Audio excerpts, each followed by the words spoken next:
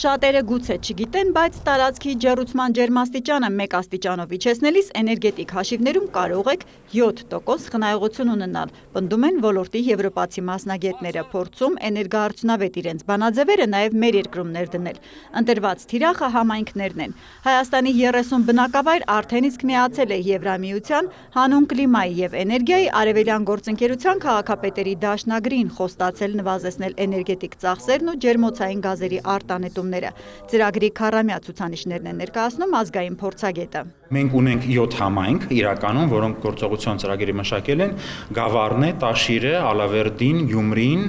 Սպիտակը, Ստեփանավանը, Վանաձորը եւ եւս 12 համայնք, այդ թվում նաեւ Երևանը մեկնարկել են մշակման գործընթացը։ Այսինքն մենք մտադրություն ունենք, որ այս տարվա ավարտին մենք ունենք առնվազն 15 համայնք, որոնք գործողության ծրագրերը արդեն մշակել են։ Դա շատ լավ բարձր ցուցանիշ է։ Կլիմայի և էներգիայի հարցով քաղաքապետերի դաշնագիրը խոշոր մի նախաձեռնություն է, որը մեկ նպատակի մոլորակի բնապահպանական հոգսերի թեթևացման շուրջ է համախմբել Բրյուսելից Երևան 12,000 համայնքի։ Հայաստանն ըստ վերջին հաշվարկների CO2-ի 11 միլիոն տոննա արտանետումներ ունի։ Մեծ մասը ջեկերից արդյունաբերական ձեռնարկություններից է։ Բիզնեսին ու տնտեսությանը այս ծրագիրը չի անդրադառնում, իրենց խնդիրը միայն և միայն վարչական կառույցների կատարած էներգետիկ ծախսն ու արտանետումները կրճատել շեշտում է Խարազյանը։ Ունենք համայնքներ, որոնք հանձնառություն են ստանձնել 30%-ով կրճատել արտանետումները, 35 եւ նույնիսկ 50, կախված է նրանից, որ տարին են վերցնում որպես ելակետային, եւ խոսքը գնում է միայն համայնքի աշխարհագրական կամ այսպես ասենք վարչական շրջաններում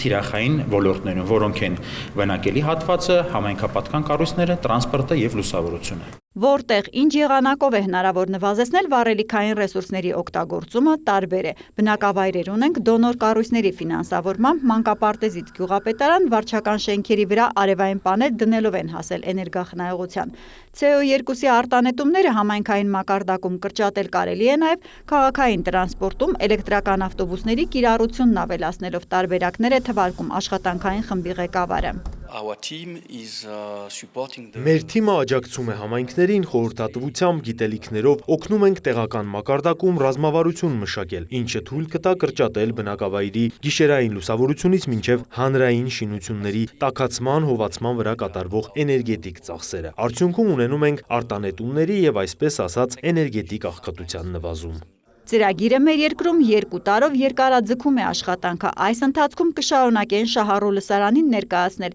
շենքերի ջերմամեկուսացման, խնայողական ռեժիմների ու վերականգնվող էներգետիկային անցնելու օգուտները։ Զուգահեռ նաև կրթական դպրոցականների համար կազմակերպվող բնապահպանական խաղ վիկտորինաների աշխարհագրությունը կընդլայնեն, հայտարարում են մեդիա նախաճաշին։ Պարզաբանում, հաճախ նոր սերունդը երեխաներն են ծնողներին էկոլոգիական վարքագիծ սովորեցնում։